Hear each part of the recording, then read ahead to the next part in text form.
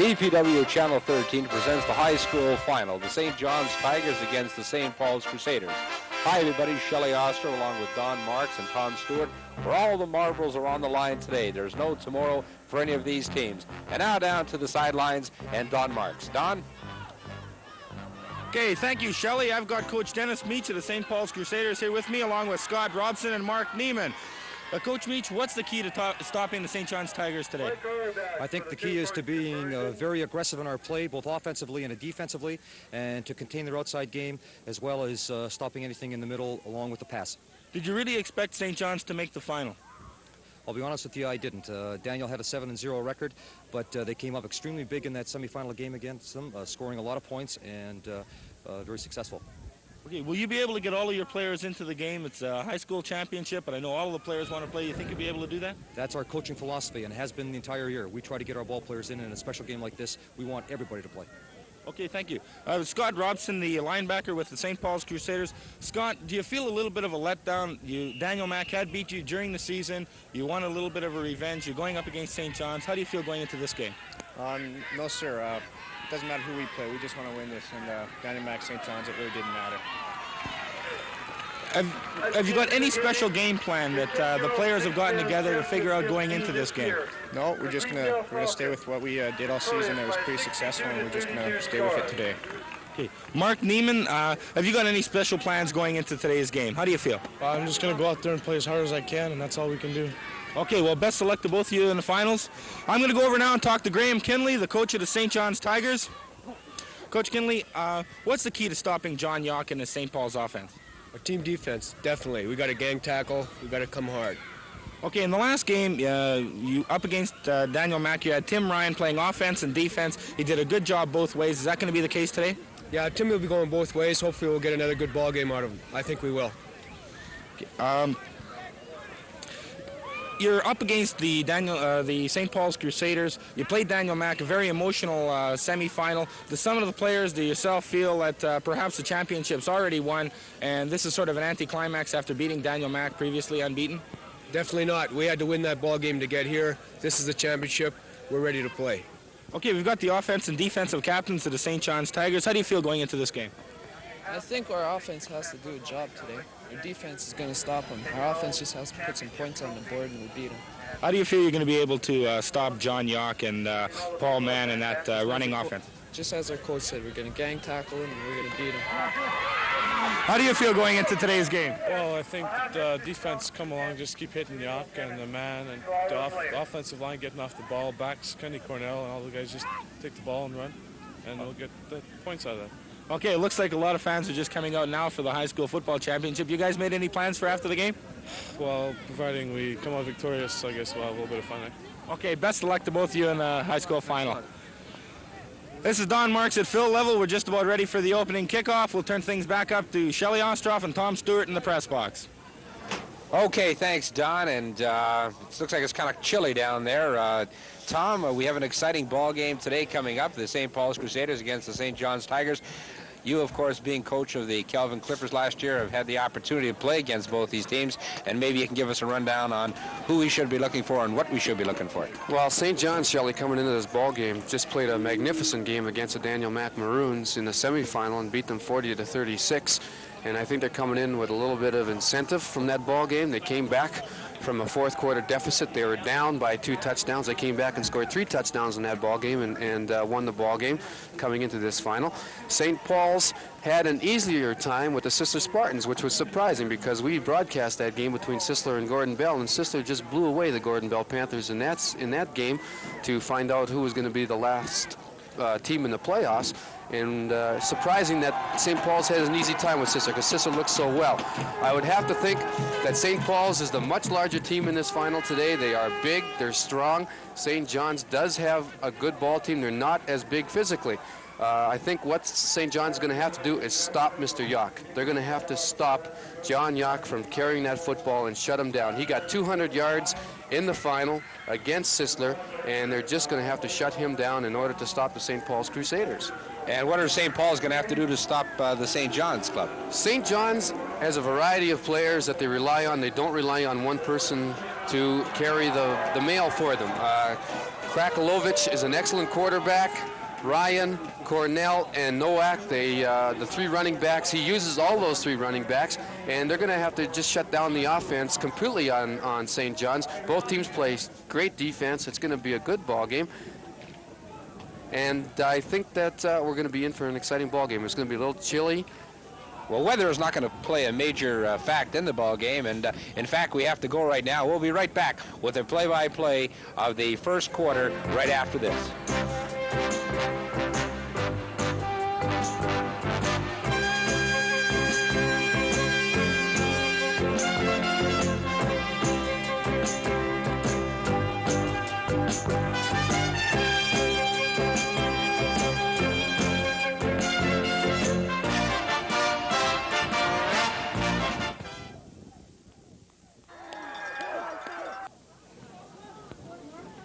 Good afternoon, ladies and gentlemen. The starting lineups for the two teams. First for the St. John's Tigers. At center, number 41, Richard Finch. At right guard, number 44, Doug Fossey. At left guard, number 67, John Kaminsky. At right tackle, number 65, Mike Dragovic. At left tackle, number 55, Bernie Majewski. At tight end, number 72, Tim Roy. At split end, number 18, Don LaRosa. At flanker, number 19, Mike Anthony. At running back, number 33, Frank Nowak. At running back, number 14, Ken Cornell. Running back, number 27, Tim Ryan. And at quarterback, number 10, Darcy Krakalovich. For the St. Paul's Crusaders.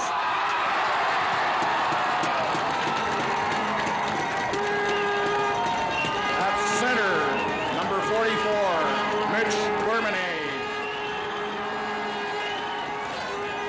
At right guard, number 64, Greg Van Wellingham. At left guard, number 65, Ron Van Wellingham. At right tackle, number 57, Chris Turner. At left tackle, number 50, Steve Graham. At right end, number 72, Mark Neiman. At left end, number 22, Scott Robson. At wingback, number 11, Stuart Blake. At wingback, number 38, Tom Malone. At fullback, number 27, Paul Mann. At tailback, number 36, John Yock.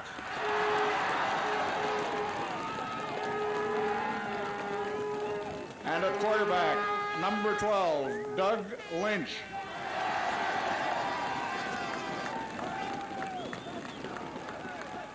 Your officials for this afternoon's game: the referee, Bob Turnbull; line umpire, Ray Ariano; the back judge, Wayne Shorten; the field judge, Ken Lazarick; the head linesman, Bernie Novak; and the line judge, Brian Davis.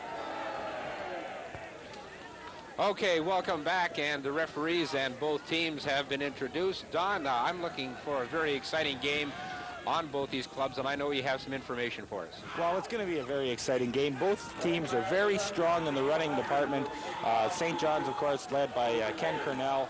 and Tim Ryan, if he does play offense again as he did against Daniel Mack. Of course, the St. Paul's Crusaders, they've got John Yock. He got 225 yards and 25 carries in the last game, scored 3 touchdowns. He usually follows Paul Mann up the middle. He gets a lot of good outside yardage. There's a lot of emotion in this game. You know, St. Paul's has never won a high school football championship in 47 years. St. John's, of course, coming off a very highly emotionally charged game against the Daniel McIntyre Maroons, where they came back in the fourth quarter to get into this final. They may be just figuring they've already won the championship, but it's going to be a very exciting game. I think it's going to be a very close game as well. We've got the fans out here, and it's certainly good for high school football in Winnipeg. Okay, thanks, Don, for your comments. And you're right about the fans. I've never heard so much noise in one football game in my entire life. There's the kickoff by the St. John's Tigers, taken by John Yock, and he's returning this one for the St. Paul's Crusader. A super return, Don, for Yock of the St. Paul's Crusaders. A very unusual long kickoff return. He just headed straight up the middle, followed the blocking, and it was just tough yardage, and he made a very super return following his blocking right up the middle, took it all the way up to his own 50-yard line. Okay, so the ball is marked 1st and 10 on the 51-yard line. The St. Paul's Crusaders in the purple and white uniforms, the St. John's Tigers in orange and brown. Straight up the middle goes Mr. Yock once again, and he has himself about a 7-yard gain. Stopped by number 50 of the St. John's Tigers, that being Cosner, Bob Cosner, the linebacker of the St. John's Tigers. Well, St. Paul's is running true to form. They're just going to start running Yock. He's the key to their offense. We'll watch and see if they're, as usual, they follow Paul Mann, John Yock following him through the middle. So 2nd and 2. Yock once again the ball carrier. He has himself a first down. Fumbles. Let's lose the ball. We're going to have to wait till they umpile it. All of a sudden we became Italian. They're saying it's a loose ball, but the St. Paul's Crusaders pick up the fumble and maintain possession. The ball is being marked on. We're just checking it on about the 46-yard line of the St. John's Tigers. Okay, we're going to see it on a replay here, Shelley. Watch, John Yock gets turned around backwards and the ball just flips up, but he had enough blockers with him to be able to pick up that fumble. Good play for St. Paul's, lucky. 1st and 10, St. Paul's. Yock, the ball carrier once again, scooting the left side. He has a sizable gain. Finally brought down by Dale Desrogers of the St. John's Tigers, and the St. Paul's Crusaders are on the move, Don.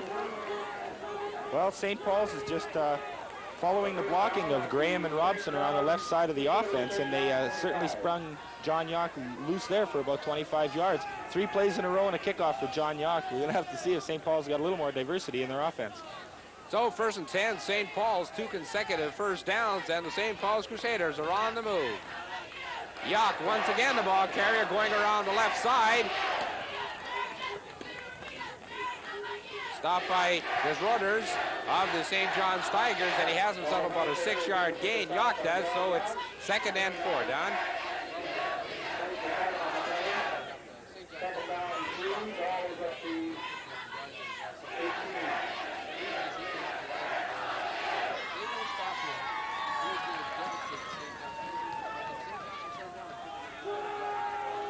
So 2nd down and 4 yards to go. There's a pitch out once again to the familiar man, Mr. Yock of the St. John's Tigers, brought down by number 27, Tim Ryan of the St. John's Tigers, and it is a 1st down. So St. Paul's once again are moving the yardsticks. Well, you're right, Shelley. St. Paul's is really moving well. You know, from doing the telecasts all through the high school football season, I always thought that St. John's had the toughest defense in the league, but up against St. Paul's, John Yock is just running wild over them. And Lynch is the starting quarterback for the St. Paul's Crusaders. Right up the middle goes number 27, that being Paul Mann. Well, there we saw some diversity in the St. Paul's offense. They finally went to Paul Mann. Usually they use Paul Mann up the middle for all the tough yardage, and they've got John Yock. He can go up the middle or around the sides, and he gets a lot of yardage too. Mann is usually used as the blocking back. That time they decided to go for it. So it's 2nd down and 4 yards to go. The St. Paul's Crusaders on the crusade, so to speak. They're moving this ball. Here's Jacques once again, turning the corner left side, down to the 1. And that's about it, Don. They kept him out of the end zone, but he's on about the 1 yard line with a first down. Well, he didn't quite make it again. He was spun around and tried to drive himself backwards into the end zone. He didn't quite make it, but they've got a first and goal to go from the 1 yard line. St. John's is in a lot of trouble early. Who are they going to give it to, Don? A quick prediction. Going to go to Yock or Mann? What do you think? I think they'll cross him up and they'll go with Paul Mann because he takes the tough yardage up the middle. John Yock's the type of football player, he might even say, look, give Paul the 6 points. Well, I was both wrong. They gave it to Yock, and they haven't signaled a touchdown yet. Don, I believe he was stopped on about the half a yard line. So it's second and still goal line to go for the St. Paul's Crusaders. So this time they may go to man. That's what happens when you don't go with your VPW 13 commentators.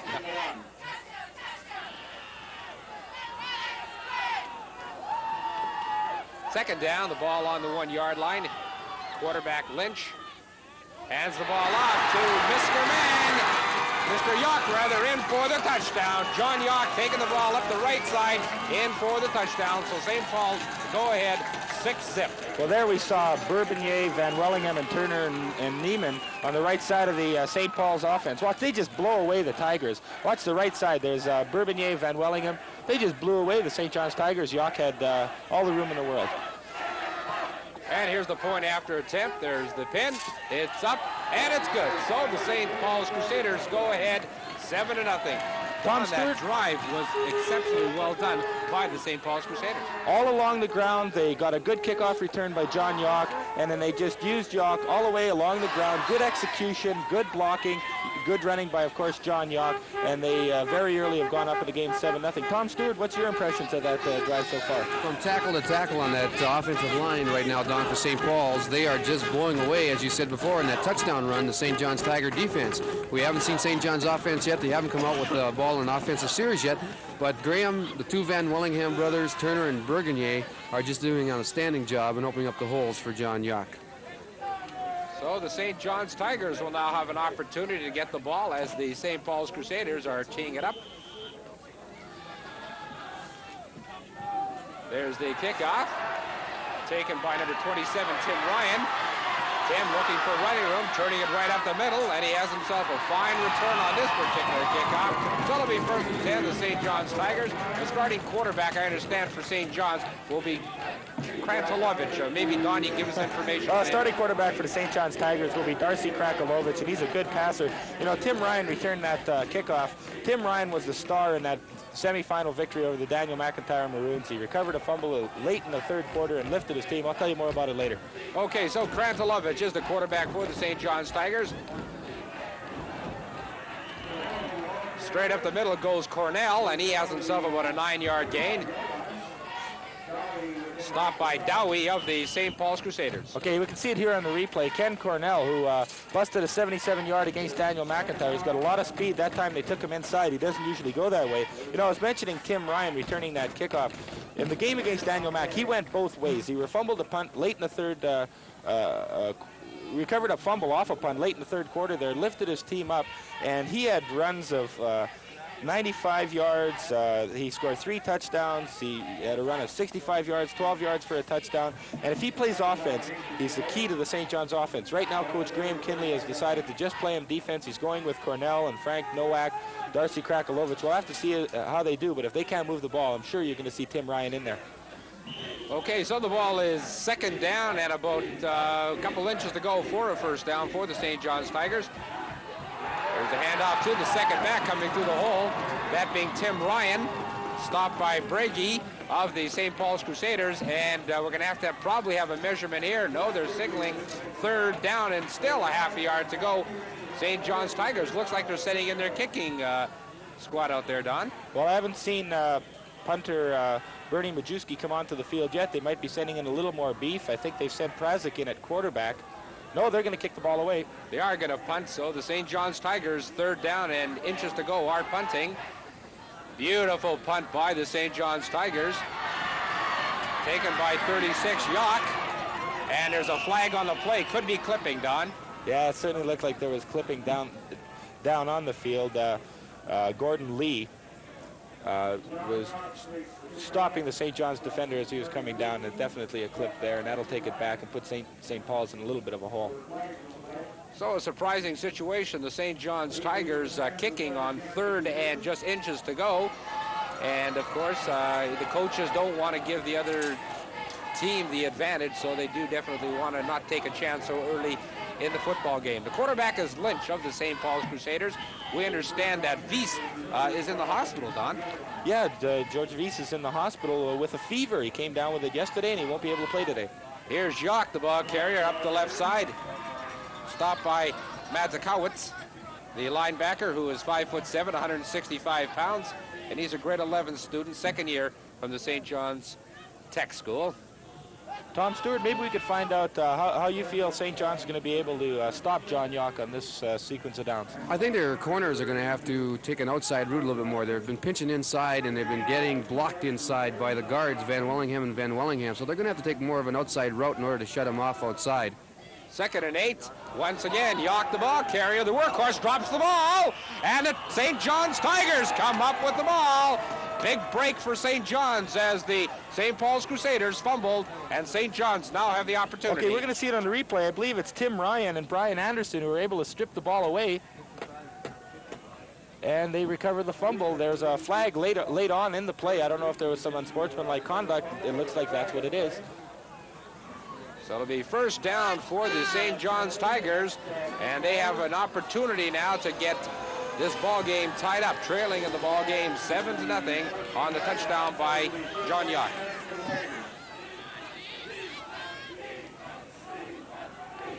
First and 10, St. John's Tigers. Krantilovich back to pass, rolling around in that backfield, putting it up for grabs, intended for Tim Ryan, and that one went way out of bounds. In fact, I believe the quarterback is injured, Don. Darcy Krakalovich is injured. Scott Robson came through late, and just as he unleashed the ball, Scott Robson put a hit on him, drove him right out of bounds, and Krakalovich is hurt. I think we might have to see Bill Prazik the next sequence of downs. There were flags on that play. I didn't catch what the penalty was. It looked like St. Paul was offside. It also looked like Scott Robson may have come in with a late hit. Let's watch. It looked like here you'll see Scott Robson coming into the picture. We just missed it, but he came in and he laid a hit on Darcy Krakalovich, and we're going to see Bill Prazik now in at quarterback. The call was a legal procedure charged against the St. John's Tigers, so it's 2nd down, 10 yards to go. Cornell carrying the ball, looking for running room around the right side, and he fumbles, and it's recovered by the St. Paul's Crusaders, but I believe the whistle went, so it'll be 3rd down and 8 yards to go. Dowie to make the tackle for the St. Paul's Crusaders. 3rd down, 7 yards to go. Well, as I guess you saw when we talked to Scott Robson before the game, he's a very determined young man. In interviewing him, all he could think of was the game, and the determination was showing on his face, and he's going to play a very intense game this afternoon. St. John's field goal attempt. It's up. And it's, I believe it is good. With the signal good, Don. So the score is the St. Paul's Crusaders 7, the St. John's Tigers 3 on that field goal attempt, which was good. So the St. John's Tigers came up with a break, Don, picking up that fumble. We're able to get some points on this scoreboard. St. John's have not been able to move the ball as effectively as they would like to. Well, they don't have the running back of the caliber of John Yock. They like to spread it around a little bit between Cornell. Krakalovich himself will carry the ball, Frank Nowak. And at least they were able to get 3 points out of that fumble recovery, and that's going to lift their spirits a little bit. They're only down by 4, and it's still early in the ball game.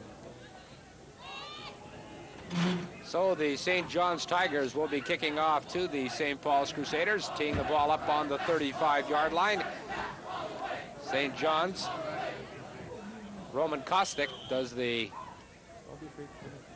kickoff chores for the St. John's Tigers.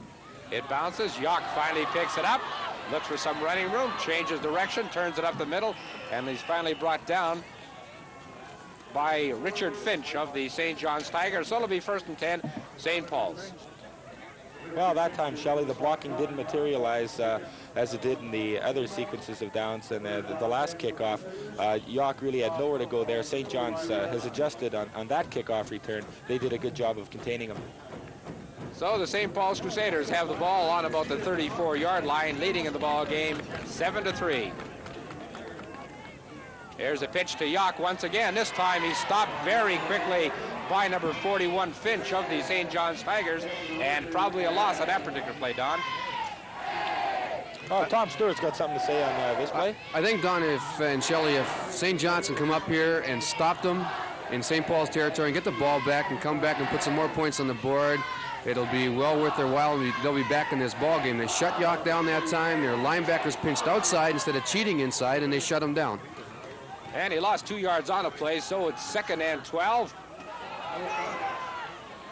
Throws it out to Yock. Yock fumbles the ball. St. John's pick it up again. So Yock, after taking that screen pass from the quarterback of St. Paul's, fumbled the ball, but there was a flag on the play as well. I think he may have been over the line of scrimmage. Well, I hope we can get that on the replay because it's hard to figure out exactly what happened because Lynch went around the right side. He throws the ball off. It looked like it was a forward pass, and then Yock, of course, fumbled. But flags went down just as Lynch here throws the ball. We'll have to wait and see what the officials say. Good hit there, and he fumbled the ball. Looks like St. John's going to take over the ball. I think that play, Don, Lynch should never have thrown that ball away. I believe that if Coach Meach and Shaman teach their quarterbacks like everybody else in the league, they eat that football once they get a grab on them and don't pitch that thing out. They didn't lose the ball on the pitch, but they lost it on the ensuing fumble. Hand off to number 14, Cornell. Goes around the right side, has himself about a 3-yard gain. Stopped by Duke of the St. Paul's Crusaders. Gain of 2, make it 2nd and 8. Don? Well, Frank Duke making a good play on there. St. Paul's is deep in linebackers. That's the strength of their defense. They've got Scott Robson, Duke, and Rich Robertson, Don Steele. They go with 5 linebackers. Jeff Begray also in there, and that's the strength of their defense. And St. John's hasn't been able to run the ball effectively yet. 2nd down, 8 yards to go. Rastic looking for running room, tucking it in. Will he run or pass? He tucks it in, goes down the left sidelines. Very close to a 1st down as the St. John's Tigers lined up in shotgun formation. That time, Don, have you seen that formation before? Well, St. John's used it every so often on a certain passing situation. Coach Kinley tells Darcy Krakolovich to go back into the shotgun. Watch here, we don't see any of the effects of that hit that Scott Robson had laid on Krakolovich because he gets a lot of pressure from the St. Paul's front 4, but he's able to run. And look at the speed he's got going around the left side. Certainly doesn't show any effects of the injury when he had been hit by Scott Robson earlier in the ballgame. So Krakolovich gets himself and the St. John's Tigers a 1st down after taking that long snap and just running out of it. Straight up the middle goes number 14, Cornell, and he has himself about a 5-yard gain, making it 2nd and 5. Cornell hitting the hole perfectly on that handoff by Krakolovich. Okay, there we can see the St. John's offense, the quarterback, Darcy Krakolovich, Tim Ryan, Cornell, the running backs, the offensive line, Finch, Fosty, Kaminsky, Majewski, Dragicevic, Roy, and LaRosa. The flanker is Michael Anthony, and the fullback, Frank Nowak. Okay, that's easy for you to say, Don. Tucks it in and goes very close to a 1st down as quarterback Krakolovich, and he was stopped by Bragree, number 56, the linebacker of the St. Paul's Crusaders. Depending on where they mark this ball, we'll be able to indicate if it is a 1st down. No, it'll be 3rd down and a long 1 yard to go. So the St. John's Tigers probably will be gambling, Don. Well, I'd imagine so. They're moving the ball pretty well now. They've been getting some breaks. I think Coach Kinley can afford, at this point in the ball game, it's still early to gamble. And yes, that's what they're doing. So Krakolovich in at quarterback, barking out the signals, hands it off to number 14, Cornell, the bread and butter man of the St. John's Tigers, and St. John's get a 1st down. The ball is being marked on the 7-yard line, making it 1st down, touchdown a go for the St. John's Tigers.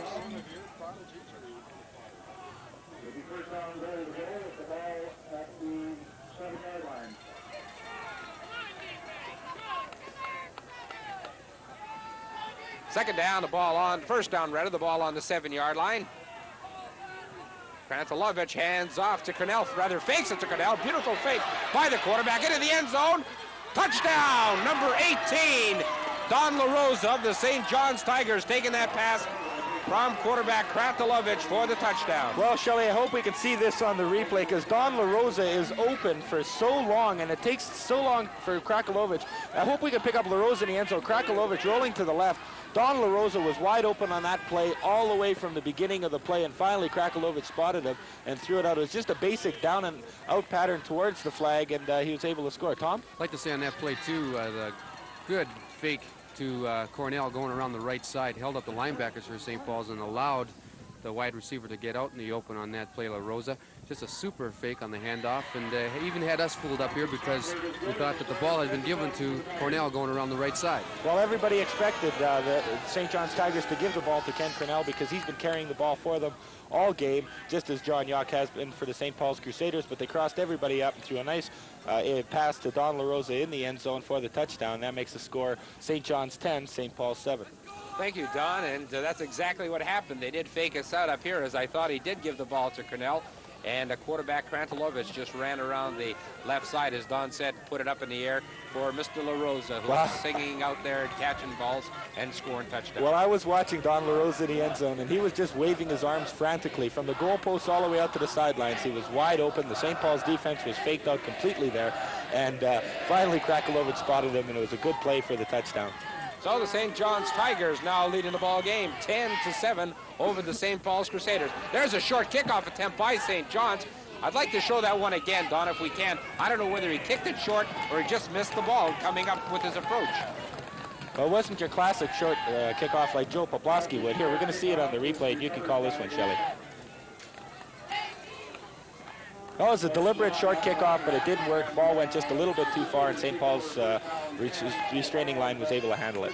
So the ball is being marked on the 49-yard line of the St. Paul's Crusaders. Lynch at quarterback. Bread and butter man, Ray Yock's son, John Yock, straight up the left side, and he stopped very quickly. I don't believe he got to the line of scrimmage. And I think, Don, what's happening is the St. John's Tigers have made an adjustment. Maybe Tom could comment on that. I think their defense right now, Shelley, is firing off the ball a little bit better. They're coming across the line harder. In the first offensive series that St. Paul's had the ball, the offensive line for St. Paul's is beating St. John's off the ball. And right now I think the defense of St. John's is firing off a little bit harder, and they're standing up that offensive line, and the holes aren't there anymore. And Yock is having trouble getting to the holes. There on the monitor, we can see the St. Paul's offense. I can set it up for you. The quarterback is George Lynch. Running backs Blake and Malone, Mann and Yock. We apologize for the misspelling of the name Mann. And we'll set up the offensive line for St. Paul's for you in just a second.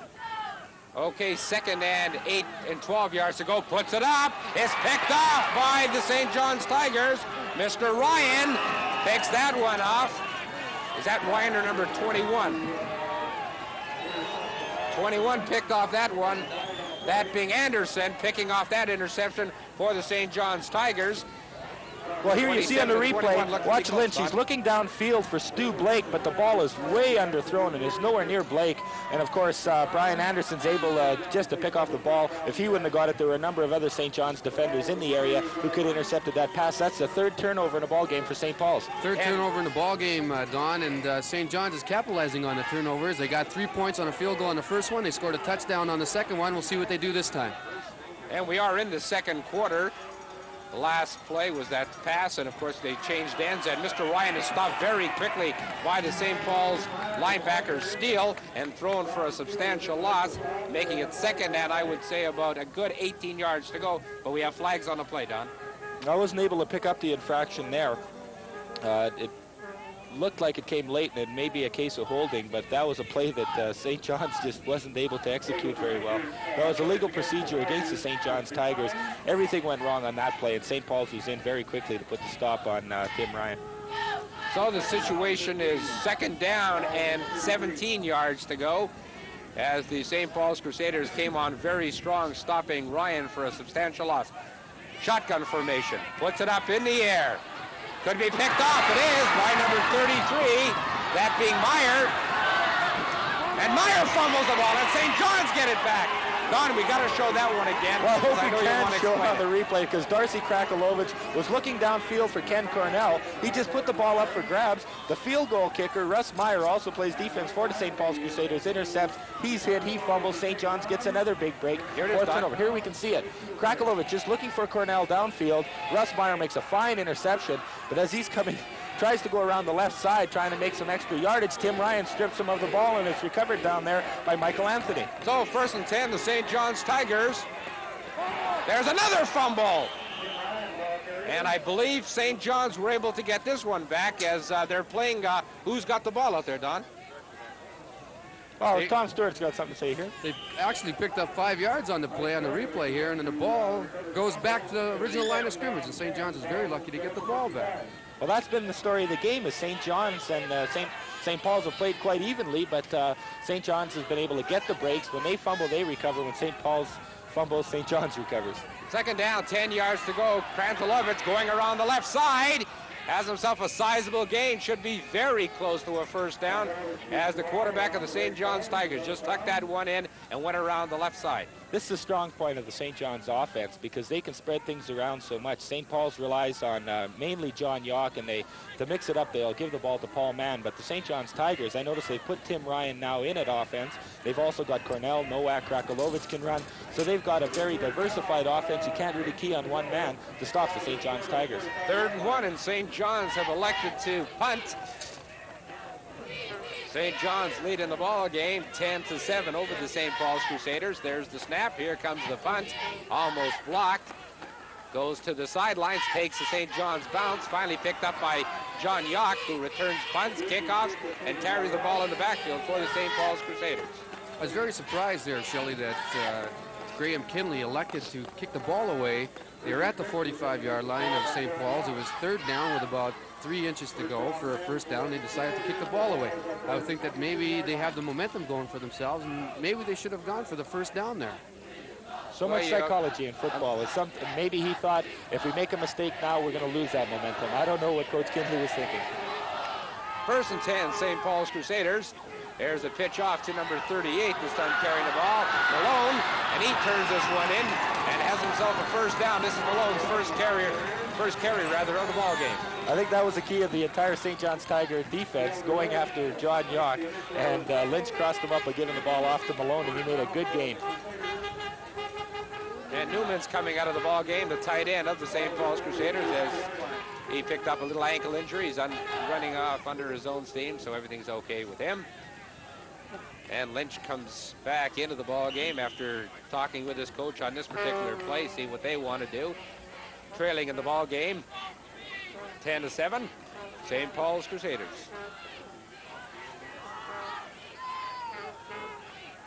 Lynch at quarterback, hands it off to Mann, and Mann fumbles. And St. John's pick up another fumble. Don, I want to ask you this, and maybe Tom, both of you can comment. It seems that the St. John's Tigers are really going after the ball. Well, as they said in the pregame interview, I talked to Ed Krostra and Doug Fosty, and they said the key to stopping the St. Paul's Crusaders and John Yock was to gang tackle them, and that's what they're doing. They're gang tackling John Yock, stripping the ball away. There, Tim Ryan was able to get in and strip the ball away. St. John's recovers, and I think that's the key to the fumbles. That's what they're doing. One man's coming in to make the tackle, the other guys are coming in to strip the ball away, and right now they've forced 5 turnovers on the Crusaders, and if they capitalize again, it's going to work for them again. Okay, 1st and 10, the St. John's Tigers. Oh, Tim Ryan gets the ball, bounces it, and picks it up again.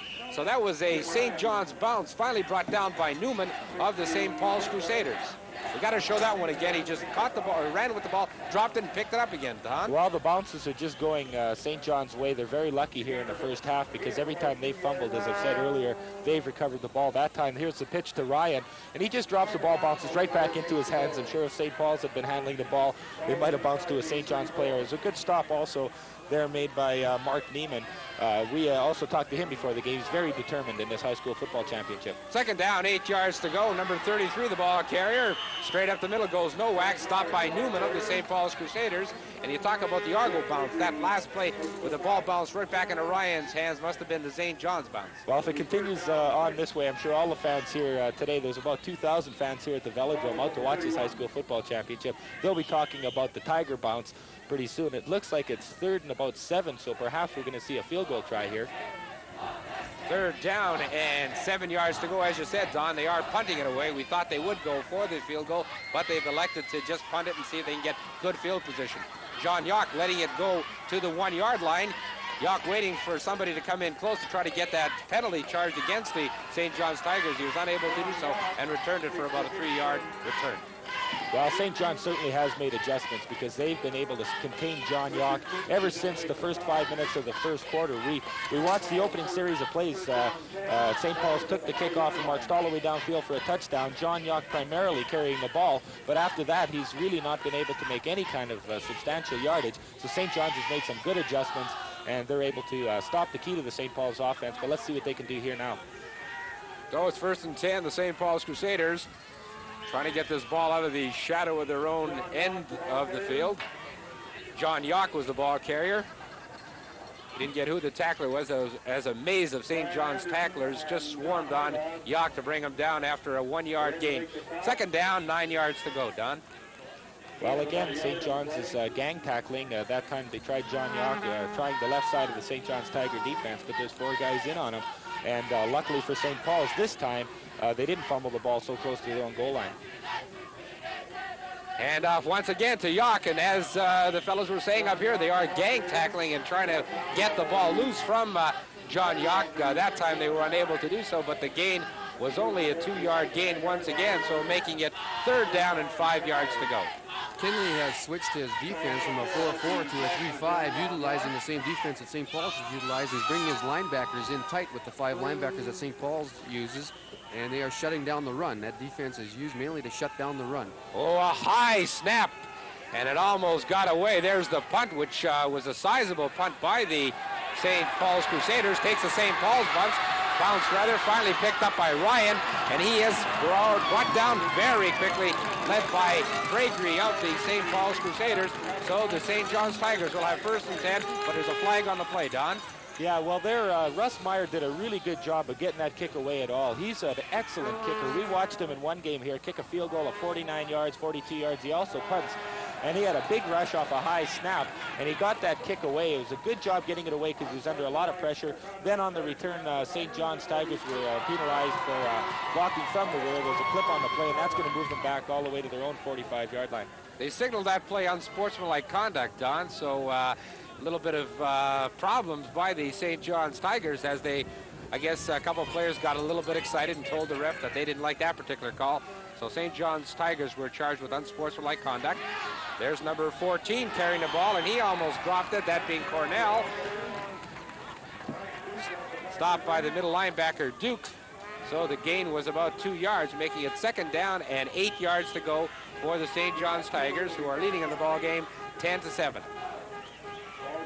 Well, it's certainly a nice afternoon for football when you consider it's all the way into the first day of November, and we've had colder days in September trying to cover these football games, but the fans out here and the players, it's not as cold as it has been. It's a good day for football in Winnipeg. 2nd down, 8 yards to go. Krakulovich straight back to pass, looking for somebody, rolling around in the backfield, tucking it in, finally brought into touch by Steele of the St. Paul's Crusaders, and it will be a loss on that particular play. So it'll be 3rd down, and a lot of real estate to go to pick this one up, Don. Well, on that play, the initial pressure was applied by Perry Johnson, the center of the St. Paul's Crusaders defense, and he got in and he chased Darcy Krakulovich out of the pocket, caused him to roll out, and there was no room on the sidelines because Don Steele had come over, made a fine tackle on that play. So kicking situation for the St. John's Tigers, 3rd down, and here's the punt. Nice punt by the St. John's Tigers, taken by John Yock. John looking for some blocking, finds some, and goes for about a 10-yard return on that particular punt.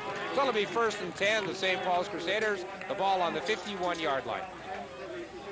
Mark Neiman for St. Paul's, Don and Shelley, is doing a fine job at the nose guard position for the Crusaders in that 3-5 defense, and he is really giving Rich Finch, the offensive center for St. John's, a rough time. He's been in on almost every play, pressuring the quarterback on the passing plays and running Krakulovich out of the pocket, and he hasn't had time to spot his receivers downfield. And the offensive center is going to have to get some help from the guards on either side to stop Mark Neiman from pressuring Krakulovich. And we're not sure the amount of time we have remaining in the first half. The score we can say is 10-7. The St. John's Tigers over the St. Paul's Crusaders. We hope you've enjoyed the Warrior game yesterday that Don and I had the opportunity to bring to you on VPW. We hope to do more of the Warrior games. If you had an opportunity to see that game, you saw some exciting hockey action by the Winnipeg Warriors. Unfortunately, they lost the hockey game, but they played well. Man, Yock, the ball carrier, he has himself a nice gain. First down, there's a 15, 20-yard gain by the St. Paul's Crusader running back, John Yock. Well, some fine running there by John Yock around the left side of the offensive line. There was an opportunity where St. John's wasn't able to gang tackle until he was about 20 yards downfield. And Yock, when you get him in a one-on-one situation with some of the defensive backs and defensive linemen, he's got some good moves. He's very shifty, and he got around them. And it wasn't until 20 yards later that St. John's was able to bring over 4 or 5 defensive players to bring him down. So Yock picked himself up a 20-yard gain and a first down for the St. Paul's Crusaders. This time they pitch it out to Blake, the running back, number 11 for the St. Paul's Crusaders, and he has himself about a 3-yard gain, making it 2nd and 7, depending again on where they place the ball. Well, Dale DeRoche of the St. John's Tigers defense, the linebacker, made a good play there. He showed the good way to tackle. You grab the guy and hold on to him, and that time he was able to bring Stu Blake down before he got too far. He only picked up a couple yards in that play. They're giving him a 3-yard gain, so making it 2nd and 7. The ball is on the 36-yard line, 35-yard line rather. Number 27, man, the ball carrier goes straight up the right side and will be close to a first down. And there was an offensive sequence where we didn't see John Yock get the ball for 2 plays in a row. He got it on the first play, and then they went with Stu Blake and Paul Mann, and they're going to be short of the first down by about 3 yards. So making it 3rd and 3, the St. Paul's Crusaders, a big decision here facing their coaching staff. Will they gamble? Will they go for a field goal? Or will they punt? They are gambling. Going with the bread and butter man, John Yock, and he will be very close to a first down. The St. John's Tigers think he doesn't have it, and the St. Paul's Crusaders think he does. Well, this is really surprising to me, Shelley, because with the field goal kicking of Russ Meyer, who can kick the ball from 50 yards away, they're 3 points down in the ball game. Coach Meach decided to gamble. They're very close, and St. John's players are indicating that they've stopped them. But it's really surprising to me that they would go for the gamble, 3rd and 3, when you see Coach Kinley of the St. John's Tigers twice now has, on 3rd and very short yardage situations, less than a yard, he's kicked the ball away, but St. Paul's comes out and they gamble on 3rd and 3, especially when they're within Russ Meyer's field goal kicking range. Tom, I guess what actually happened out there is that we have 2 coaches who have different philosophies. Am I stand correct there? Correct. I believe that Graham is a little bit more conservative than Coach Dennis Meach is, and he would rather not take the chance, not take the responsibility of throwing this ball game away right now, and he's going to play conservative and let the breaks go their way. And right now the breaks have gone their way. They've stopped them on 3rd down, and they're going to get the ball back again, and they forced 5 turnovers. And Dennis is a little bit more big play orientated, and he will go for the big play. And I guess he felt, they're inside the 40-yard line, 3rd and inches, and the guys up front, Bernier and the 2 Van Wellinghams, could open up that hole and they could get the first down. But the Tigers have come up big again. Good. Thank you, Tom, for those comments. Number 14, Cornell, fumbles the ball, and it looks from here that the St. John's Tigers got it back. Well, that was a good play there by John Taylor to get through and almost bust up that play before it even happened, with Krakalovich trying to give the ball off to Cornell.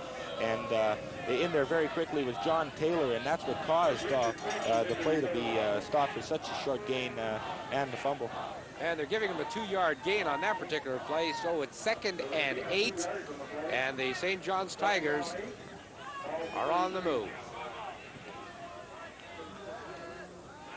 Krakalovich tucks it in, goes straight up the middle, and he has himself about another 2-yard gain, so it's a kicking situation for the St. John's Tigers, and if it's true to form, St. John's will kick rather than gamble.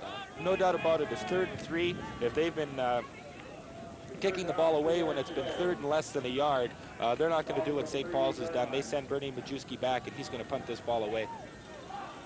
So the St. John's Tigers will be punting. There's the high snap taken by Bernie Majewski. punt is taken by John Yock. Looks for some running room, can't find any. Stopped very quickly on about the 54-yard line of the St. Paul's Crusaders, where they will start 1st and 10. Definitely, this has been a long quarter. The minute flag has not gone up yet. Wondering how much time is left in this second quarter. St. Paul's can still get back in the ball game by driving the ball down to St. John's goal line with the time remaining. We wish we knew how much time was left, but apparently there's still lots of time to do something with the football. Well, it'll be time for a hot chocolate or a cup of coffee pretty soon, because it is getting cold once again. Man, the ball carrier for the St. Paul's Crusaders, and he has himself about a 6-yard gain, making it 2nd and 4.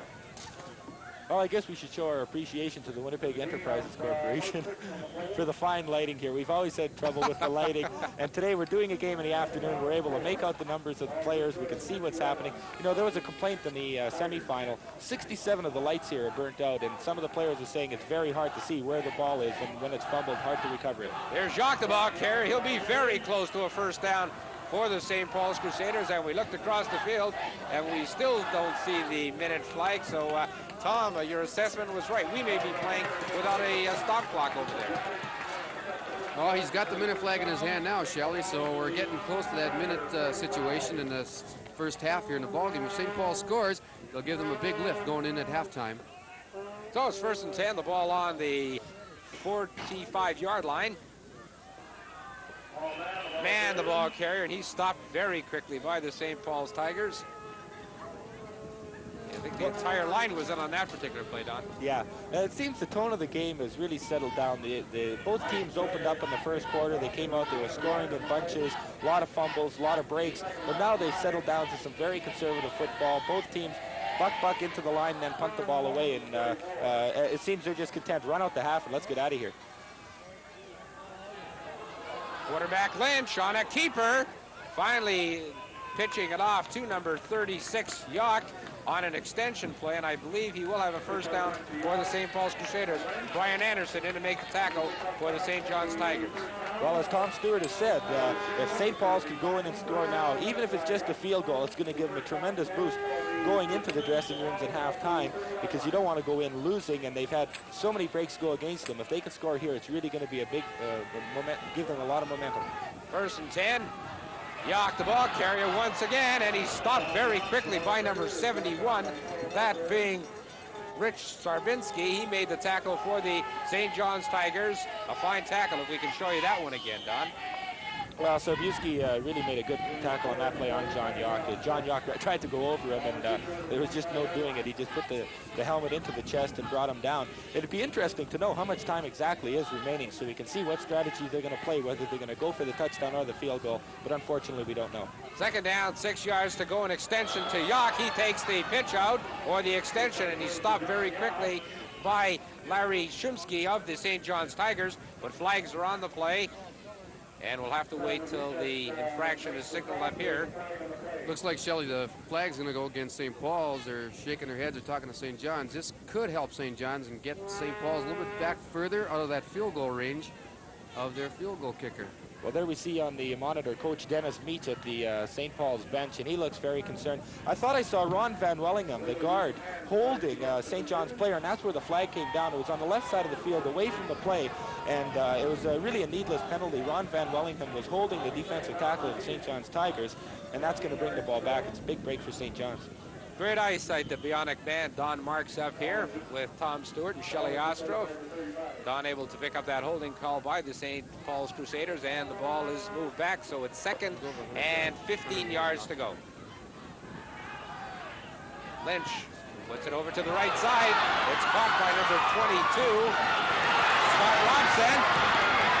Scott Robson going all the way down to the 5-yard line.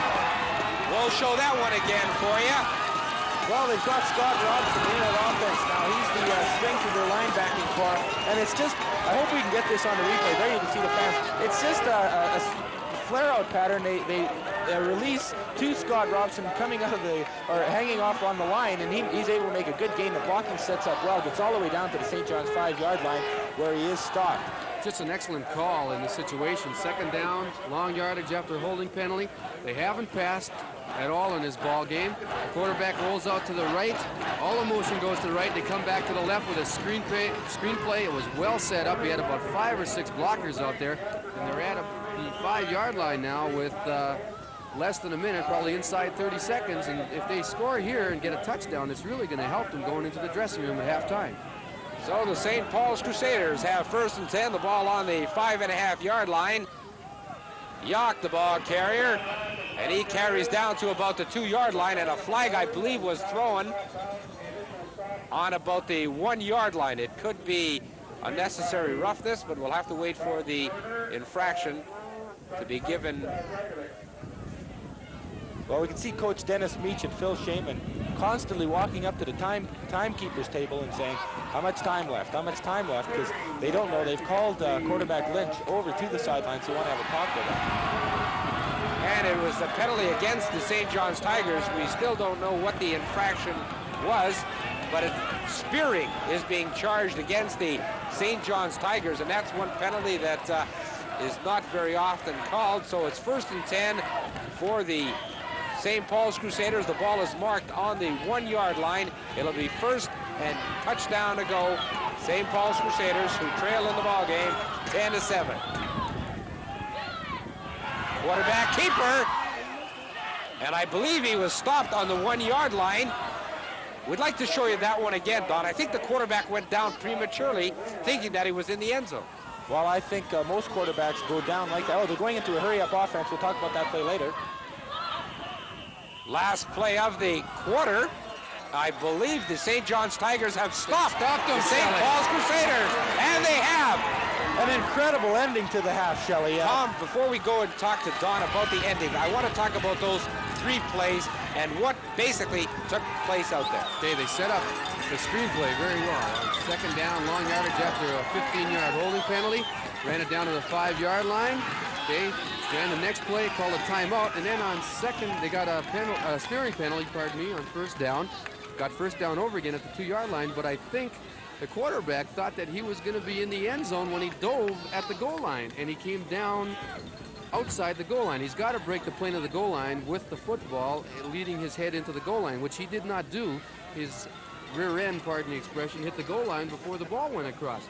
And they tried to hurry up play, and they stopped them on the goal line. Now that is really going to change things around coming out here. We thought that if St. Paul scored, it would change around. St. John's stopped them. St. John's might come out in the second half fired up a lot more than St. Paul's is right now. Okay, Don, before we have to go, let's talk a little bit about momentum. What is that going to do for both of these football clubs? Well, certainly the momentum's got to be with St. John's. They can't relax now just because they have a 10-7 lead, but you got to recognize the fact that St. Paul's has turned over the ball 5 times in the first half. They move all the way down. We talked about it. If they could have put the ball into the end zone, it would have given them a big lift coming into the second half. They get down to the 1-yard line, try the play. The quarterback did go down too early. He certainly could have put the ball into the end zone if he would have just drove into the end zone, but he tried to down the ball. He didn't make it. Then he tried the hurry-up play, didn't make it into the end zone. It gives a big boost to St. John's. You saw them coming off the field. St. Paul's Crusaders were hanging their heads a little bit. St. John's Tigers were coming up, and they were already celebrating.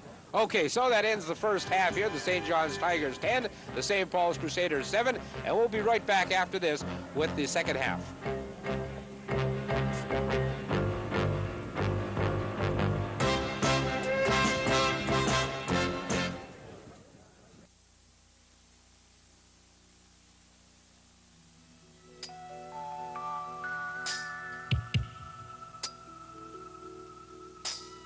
The planetarium's latest production, Ice Planet Terror, is a fascinating scientific detective story that unravels the mysteries of great climactic changes on planet Earth, past, present, and future. 64 million years ago, over half the animal species on Earth became extinct. All of the dinosaurs died, along with many smaller land and sea creatures. They all seem to have died suddenly. Scientific detectives have asked how this catastrophe happened. Could it happen again? The evidence comes from a thin gray layer of dirt found around the world among the last layers of dinosaur bones. The dirt indicates to scientists that an asteroid the diameter of the city of Winnipeg collided with the Earth in a cosmic blast that made the planet unlivable for the great reptiles. Fallout from the impact of the asteroid blocked the sun's rays. Vegetation subsequently died and ice advanced from the poles. Astronomical disasters may again alter our world, but other changes that affect life are continuous. There have been many ice ages, and climatologists agree there will be others. But when? The clues are sought in the oceans, on Mars, on the sun, and among the strange motions of the Earth in space.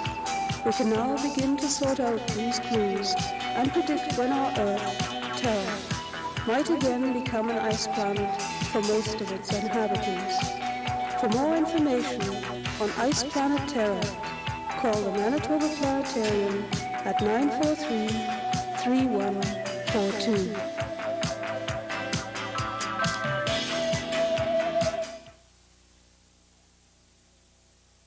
Okay, welcome back to the second half. The St. Paul's Crusaders will be kicking off to the St. John's Tigers. There's the kickoff. Taken by number 27, Tim Ryan. Stopped very quickly by the St. Paul's Crusaders. Dowie, so it'll be 1st and 10, the St. John's Tigers. Well, Don and Shelley, we're going to have to wait and see here in the first few minutes of the third quarter how that touchdown attempt that failed will affect St. Paul's and how it's going to affect St. John's. The St. John's defense came up big in the last play in the first half and stopped them at the 1-yard line. We'll see how that affects both ball clubs. Ryan, the ball carrier, straight up the middle. Still driving, has himself about a 6-yard gain. Stopped by Duke, so it'll make it 2nd down and 4 yards to go. Well, as I was saying in the first half, Graham Kinley has decided to use Tim Ryan now on offense. He plays both ways, of course, and in the last game he had 9 carries for 110 yards and 3 touchdowns. One, of course, came on a 95-yard punt return, but Tim Ryan can really do things out there in the offense, and he's going to be a big boost to the St. John's Tigers right now. And they're giving Ryan a 5-yard gain, making it 2nd and 5. Ball carriers Cornell, number 14, and he'll be very close to a 1st down for the St. John's Tigers. And right now, it looks like St. John's have the momentum going for them. Also sort of looks like St. Paul's Crusaders have taken a page out of the St. John's defensive playbook, and that's gang tackling, because that's certainly what they're starting to do now. There we see the St. Paul's defense up on the monitor now. The halfback Joey Fiorentino, Dowie Miran Yock, who is the younger brother of John Yock, also the son of Coach Ray Yock. The lines, Neiman, Brown, Taylor, Duke, Steele. Linebackers, Steele, Robson. And they're gone now. 3rd down and a quarterback sneak by Krantilovich, and who will have a 1st down as the yardsticks are moved, and the St. John's Tigers moving the ball very effectively here in the second half, leading in the ball game 10-7 after that outstanding defensive stance by the St. John's Tigers. They have picked up the momentum going into the third quarter and have it going their way right now. Number 33, Nowak, the ball carrier. He stopped very quickly by the St. Paul's Crusaders front 4, so it'll make it 2nd down and 9 yards to go. There we see a little bit of change in philosophy, Don. On 3rd and short yardage, Kinley decided to go for the 1st down instead of punting the ball away this time. That's the first time that he's done that in the ball game. So it's 2nd down, 9 yards to go. The ball is on the 46-yard line of the St. John's Tigers. Tim Ryan, the ball carrier, and he fumbles the ball, may have gotten it back. No, the St. Paul's Crusaders come up with the ball. Big break for the St. Paul's Crusaders as they now will have 1st and 10. Well, it seems like we're seeing a mirror image of the first half. In the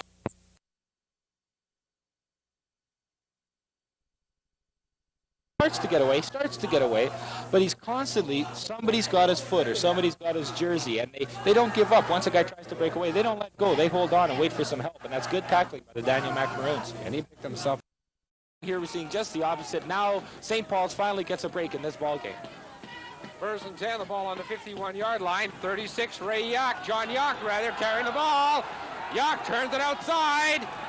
A large gain by Yock as he has the 1st down plus. St. St. John's, Don, went into a 4-4 defense again, and again their corners pinched inside on the replay. They're getting blocked inside by the St. Paul's offense. And Kinley might want to go back to that 3-5 to spread his defensive linebackers outside a little bit more to stop that outside running of Yock. Ball is 1st and 10, the ball on the 36-yard line. Here's Yock once again, and he's stopped right at the line of scrimmage. In fact, I think he will lose a couple yards on that play, Don. Well, Mike Dragicevic wasn't going to let John Yock go anywhere that time. He just stood him up right at the line, stopped him for a loss of a couple of yards. So he lost 2 yards on that particular play, making it 2nd and 10. St. John's defense, Finch, Militaire, Ryan, and Humiski, the backs, Horvath, Dragicevic, Horvath, Majewski, Chester, Matt. Yock, the ball carrier, and he has himself some real estate on that particular run. Should be close to a first down, Don. That time they went into a 3-5 defense, Don, switching out of the 4-4, and they got the linebackers outside, and they turned Yock up inside, and the St. John's interior people stopped them, and it's 3rd down now. They're giving him a 7-yard run on that particular play, making it 3rd and 3. Field goal attempt by the St. Paul's Crusaders. Number 33, Russ Meyer. It's up, and it's wide. Ryan takes it in the end zone. Will he run it out? No, he's not. I think he's going to give up a single point. So he gave up a single point, so the St. John's Tigers lead has now dwindled to 2 as the St. Paul's Crusaders pick up a single point, trailing in the ball game 10-8. Well, that's a very important point, Shelley, because that makes the score 10-8. I'm sure the ball game isn't going to end that way or even come close to that. But with the field goal kicking of Russ Meyer, you saw it right there. He had plenty of distance. He was just wide. But this kid can really kick field goals from just get the ball over the 50-yard line, and you've got a chance at it because he's got a very strong leg. With the score 10-8, if it does end up going down to that in the 4th quarter, it gives St. Paul's the advantage because they just have to get close enough for Meyer to do his thing. So 1st and 10, the ball on the 34-yard line. Hand off to number 14, Cornell. And he goes up the left side, stopped by Joe Farentino of the St. Paul's Crusaders. There's a flag on the play. We'll have to wait for the infraction to be signaled up here.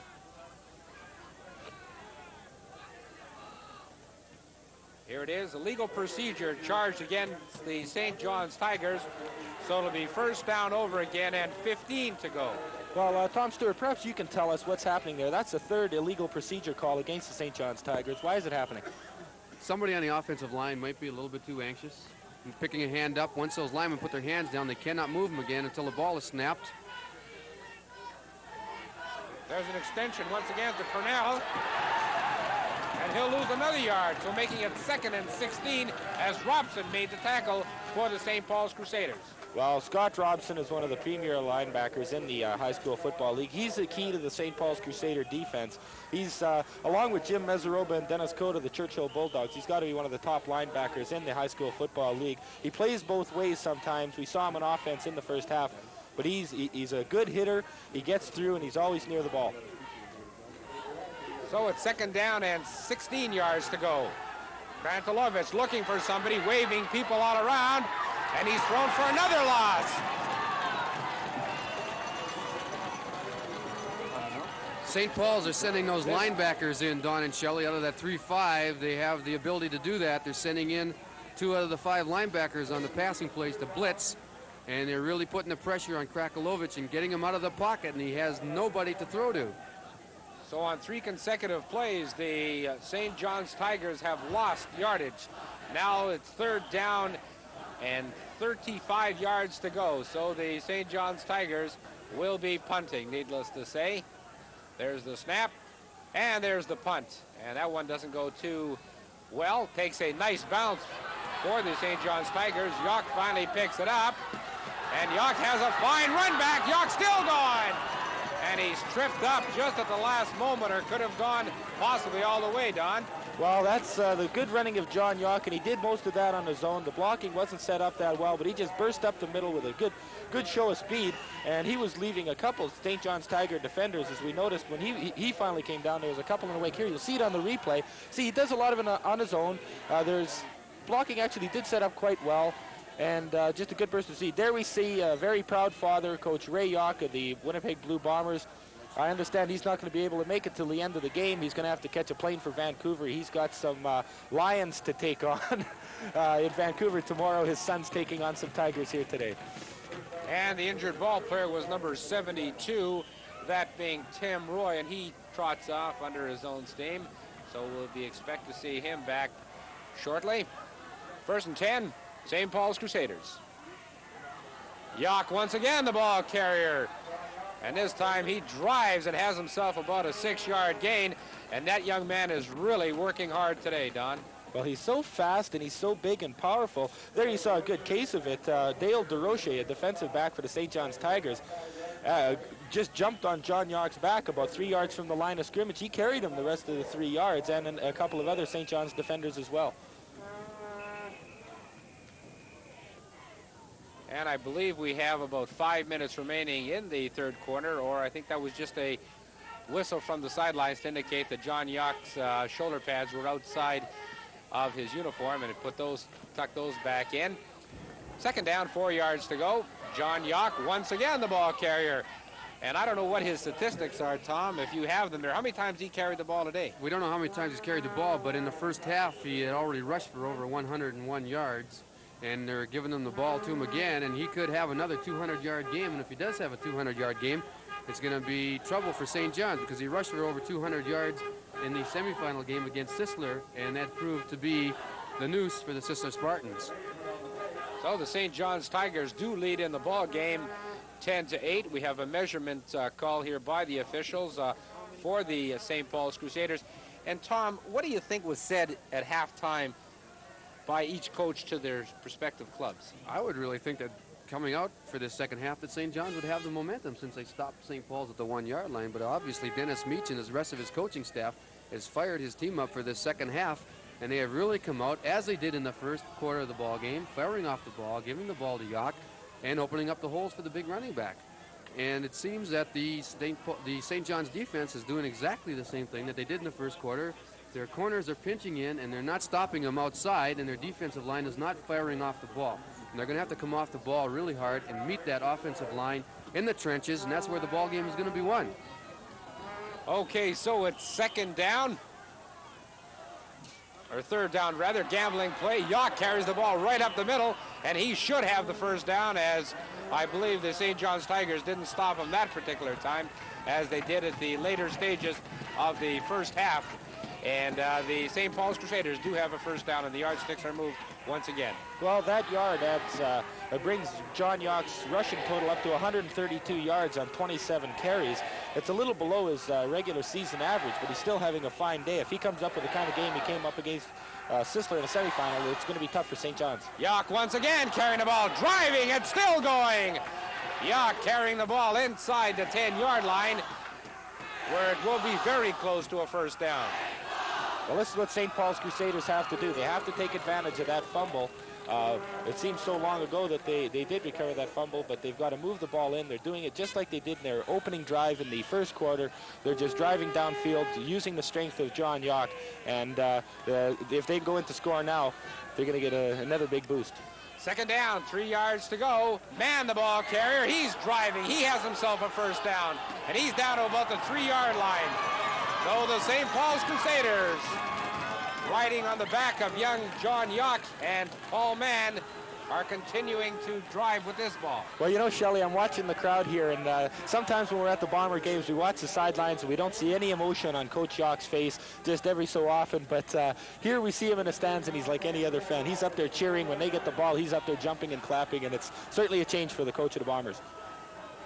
And off to Yock in the end zone for a touchdown, but hold the phone. There are flags on the play.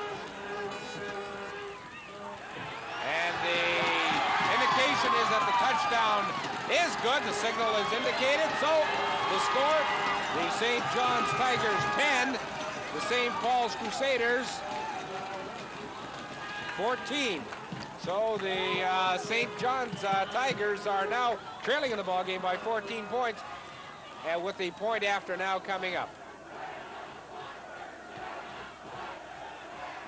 It's down, it's up, and it's good. So the score, the St. Paul's Crusaders 15, The St. John's Tigers 10. Don, your comments. Well, on that touchdown, St. Paul's just did a good job of blowing out the right side of the defensive line of the St. John's Tigers. They just gave the ball to Yock, and he followed Mitch Bourbonnier, Greg Van Wellingham, and Steve Graham. They opened up a big hole, and he was well into the end zone. It's funny how this game changes so much with momentum and team play. You would think that after St. John stopped St. Paul's at the 1-yard line to end the first half, that they would come out and just fire off the ball and blow away the Crusaders and get this ball game on their side, but it's gone exactly opposite, Don. It seems that Coach Meach has said to his players, look, you've had 6 turnovers in the first half. You've really outplayed St. John's. He's told them that they're a better team. Forget the first half. Forget that they got down to the goal line and didn't score the touchdown. They've had the better edge in the play. Just keep it up, and eventually in football, you're going to win if you keep on dominating the game like they have. And once again, they're going to have to shut down Yock because he was the big man for them in the first quarter, and they have to shut him down again. Tim Ryan returning this punt for the St. John's Tigers, where it'll be 1st and 10 St. John's. The ball is being marked on the 42-yard line. Well, it'll be interesting to see here if Coach Graham Kinley doesn't get a little less conservative here in the third quarter. Now he's trailing in the ball game. He's been playing conservative pretty well all ball game. Maybe they're going to go to a few sweeps, maybe put the ball in the air a little bit. It's still early in the ball game. They're not down by that much, but it'll be interesting to see the kind of philosophy Coach Kinley follows now. 1st and 10 St. John's Tigers, who now trail in the ball game by 5 points. Quarterback Krantelovich looking for the left corner, tucks it in, and goes down the sidelines. I believe he may have about a 3-yard gain on that particular play, Don. Well, tremendous pressure applied by Scott Robson initially, and then Rich Robertson, both linebackers with the St. Paul's Crusaders. As Tom Stewart has mentioned earlier, St. Paul's is sending in their linebackers into the backfield, and they're giving Darcy Krakalovich a lot of trouble. I think you'll see that more now too, Don, because I think St. John's will probably try and go outside more with the sweeps, maybe try and pass a little bit more. And St. Paul's with that 3-5 defense has the versatility. They can send 1 or 2 linebackers and still have 3 guys back there to cover the pass. 2nd down, 7 yards to go. Krantelovich throws this one right over the middle, and it's incomplete, intended for number 14, Cornell, and he just couldn't put his hands on it. It was knocked down by Meyer, number 33, the safety of the St. Paul's Crusaders. So it'll be 3rd and 7, and the St. John's Tigers will be punting. Well, that's a play that works so often for the Winnipeg Blue Bombers. It's just a quick pass over the line. It was right in the hands of Ken Cornell, but he couldn't squeeze it. And I see Graham Kinley now on the monitor. He's going to be talking with Darcy Krakalovich. He's certainly concerned. There's the punt, and it's a better punt for the St. John's Tigers. Taken by number 38, Malone, and he's stopped very quickly by the St. John's Tigers, led by number 67, I believe. You have this number there? John Kaminsky and Tim Ryan were in there in a stop, and there's some of the fans here, the St. Paul's Crusaders supporters, are calling for a late hit or a piling on penalty there, but really we could hear the whistle up here, and the officials did not blow the play dead until the ball carrier had actually hit the ground. That was Tom Malone taking the punt for the St. Paul's Crusaders. It's the first time he's gotten a punt rather than John Yock. Certainly no penalty there. They just tackled him cleanly, held him short, no big return there. So St. Paul's, 1st and 10. Malone, the ball carrier, or man rather, correction, man the ball carrier for the St. Paul's Crusaders, and he has himself about a 6-yard gain. Well, we're seeing just like we saw in the first half. There you see Paul Mann just running for 6 yards there in the replay. St. Paul's Crusaders opened up the first half by going with John Yock exclusively. Then it went away from him, and I certainly don't think they should do that now and go away from John Yock, because he's been carrying the ball and making good yardage for him. And just the man you spoke about, not him again, but we're talking about Paul Mann, and he will be close to a 1st down, as they have gone away from John Yock for this particular sequence anyways, and Mann comes up limping, but the St. Paul's Crusaders do have a 1st down. That offensive line for St. Paul's of Bourbonnier, Van Wellingham, Turner, and Graham from tackle to tackle are just firing off that ball and beating the St. John's defense to the punch and opening up the holes for Mann. Yock, the ball carrier. 4-yard gain, make it 2nd and 6.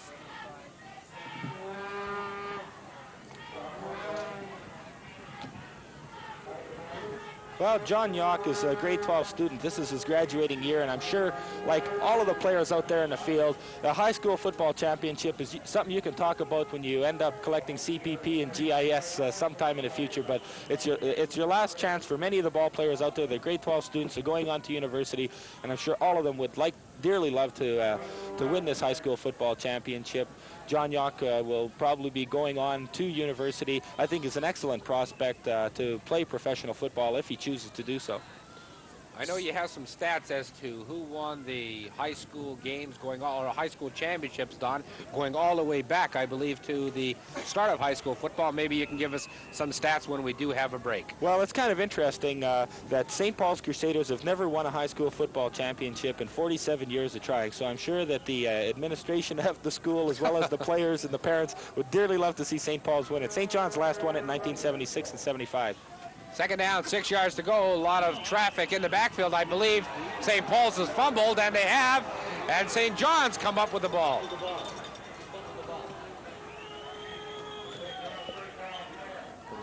So it's 1st and 10 for the St. John's Tigers. I don't believe we caught who did fumble that particular carry. But needless to say, the St. John's Tigers have the ball, and the ball is being marked on the 51-yard line of the St. Paul's Crusaders. Number 14, Cornell, straight up the middle. Stopped by Steele. And the gain is about 3 yards, making it 2nd and 7. St. John's, Shelley, trying to test the inside of that St. Paul's defensive line, going straight up the middle with their running attack. End of the third quarter. Score, St. Paul's 15, St. John's 10. Well, Shelley, I just want to make a little correction here. I'm told by our spotter from the St. Paul's Crusaders that they just joined the High School Football League in 1953. While they haven't won the High School Football Championship, it certainly hasn't been 47 years of trying. I got that information from one of the fellows down at field level, and it certainly hasn't been 47 years of trying. They've been playing football for a long time out of that high school. They've won numerous championships. They just haven't won the High School Football Championship. They've only been in the league since 1953, so it's been 17 years of trying, or 27 years of trying, I'm sorry, and they certainly like to win this one today.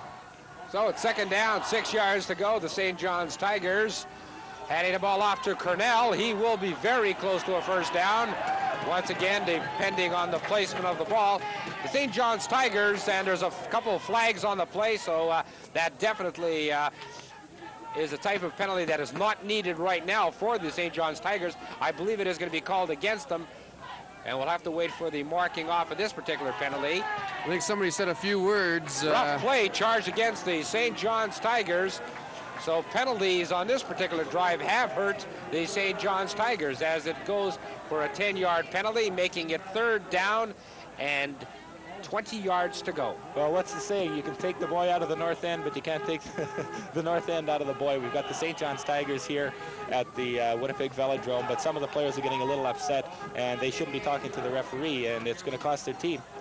And we are in the 4th quarter here at the Velodrome. Shelley Ostrom along with Don Marks and Tom Stewart. And that ball was returned by the St. Paul's Crusaders, who have the ball where rather the ball is being placed on about the 47-yard line of the St. Paul's Crusaders. So it's 1st and 10, St. Paul. Well, it doesn't make the yardstick carriers move very far on that.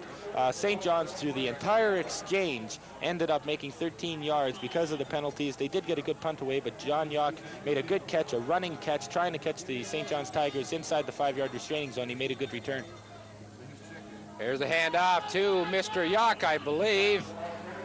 He went through the hole so fast we weren't able to pick up his number, but it is John Yock for the St. Paul's Crusaders. He has himself about a 3-yard gain, making it 2nd and 7.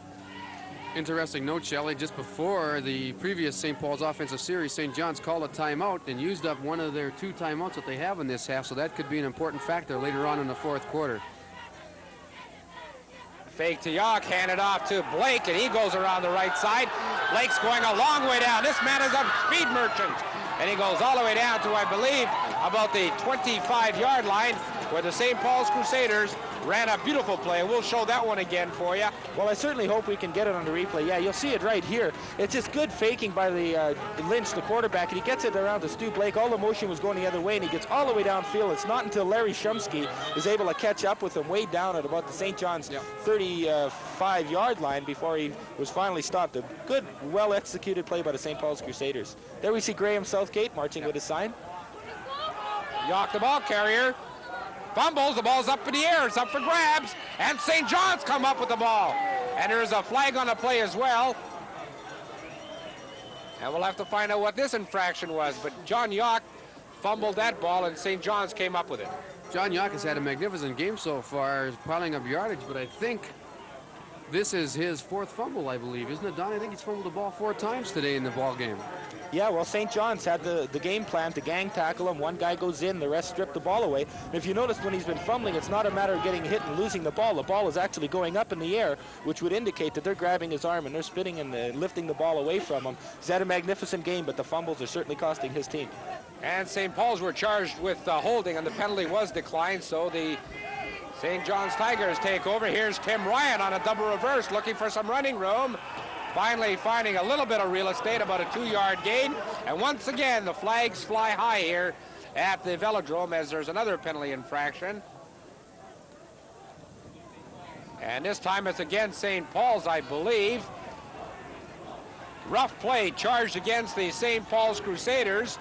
So the yardsticks move once again for the St. John's Tigers, where it'll be 1st and 10, the ball on the 53-yard line of the Tigers. Tom, we're seeing a lot of rough play calls now late in the game. What's happening out there? I think that both teams are getting a little intense. Things are getting a little bit harder out there. They both want to win this ball game so bad that they're giving it all effort on both sides, and some guys are maybe getting in a few shots that they shouldn't be putting in there, and it's costing their team in penalties. How can a coach settle his players down when that happens?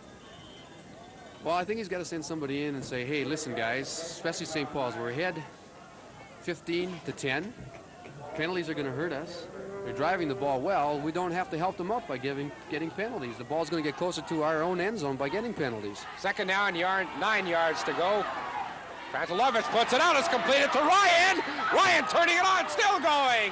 Excellent play by the back of the St. John's Tigers, Ryan, for a 1st down. Excellent play by Tim Ryan to get open, and an excellent pass by Darcy Krasilovich. Ryan just ran it down and out towards the sidelines. He was in about 5 yards behind the St. Paul's defenders. You see it there in the replay, and he makes some good yardage after he catches the ball. Excellent play and an excellent pass by Darcy Krasilovich. He was right on the money there. The offensive line for St. John's did an excellent job of picking up the blitz. They sent 2 linebackers, St. Paul's did out of that 3-5, and they picked it up very well. 1st and 10. Cornell takes this handoff, goes up the left side, and he has himself about a 2-yard gain as the St. Paul's Crusaders came up very quickly to shut that particular play down. Well, Ken Cornell isn't up to his usual ball game here. Usually he cracks one. I know against Daniel Mack in the semifinals, he had runs of 65 and 12 yards, and he had a 13-yard touchdown run. And he's an excellent running back, but St. Paul's has been able to key on him. And, of course, Krasilovich has been trying to counter with Tim Ryan. But Ken Cornell certainly hasn't been getting the yardage that he's used to during the high school football season. And Newman is the injured ball player, and he comes off the field for the St. Paul's Crusaders, as you can see. So it's 2nd down, 9 yards to go for the St. John's Tigers, who are on the move.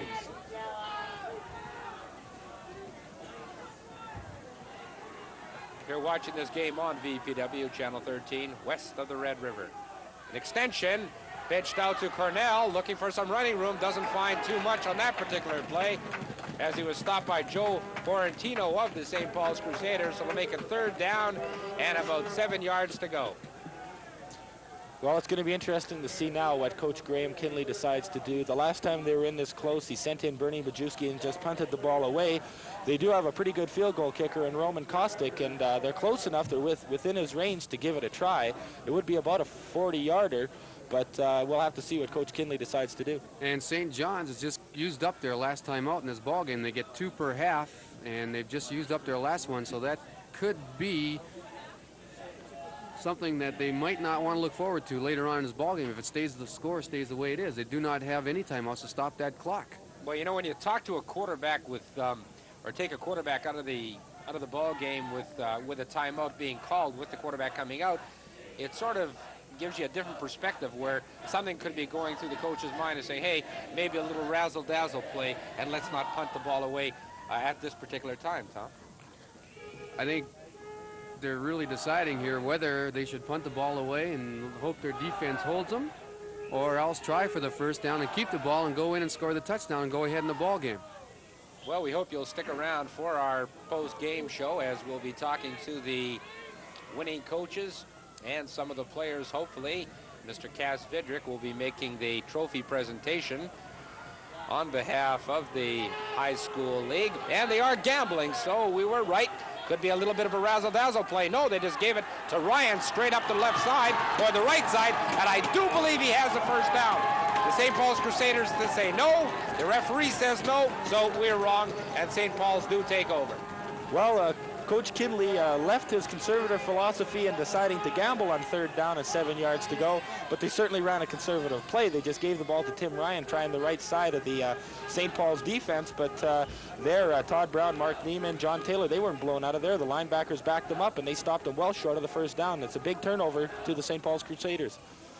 So here's St. Paul. Here goes Yock, turns it outside. He's got a 10-yard and more on that particular gain. John Knock going down the right side has himself about a 15-yard gain, and he's a little bit perturbed after that play as he felt he may have been face masked. Well, I was watching that pretty closely, and Paul Militare, a very good tackle. He didn't grab the face mask. If he wouldn't have gotten John Yock on that play, Yock was gone for a touchdown. He had a lot of real estate in front of him. Yock made a good play just bucking into the line, trying, then going around the left side, and if Paul Militare wouldn't have came up and caught him, then he was gone for a touchdown. So John Yock picks himself up a 15-yard gain and a first down for the St. Paul's Crusaders. And this particular play went for nowhere as quarterback Lynch was stopped very quickly. Well, Doug Fosty just burst right through the line. He's the guard on the St. John's Tigers defense, and he just burst right through. Nobody picked him up, and he was in on Lynch just, half a second after he got the ball. It was a heads-up play by Fosty. He's a very intense player. Fosty almost got the handoff on that one from Lynch, the St. Paul's quarterback. He was in there so quick. So it's second down and 16 yards to go, 15 rather. Yock, the ball carrier, looking around the right side. He has himself about the 6 yards that Lynch lost on the previous play, but flags are flying once again. Well, I think we might have seen a little bit of holding there. We see that Mitch Burbinier, it looked like he was holding on to Mike Dragicevic there at the line. I think that's what the call will be. Well, we sure hope you've enjoyed watching First and 10 here on VPW and all the high school games we've had the opportunity to bring to you.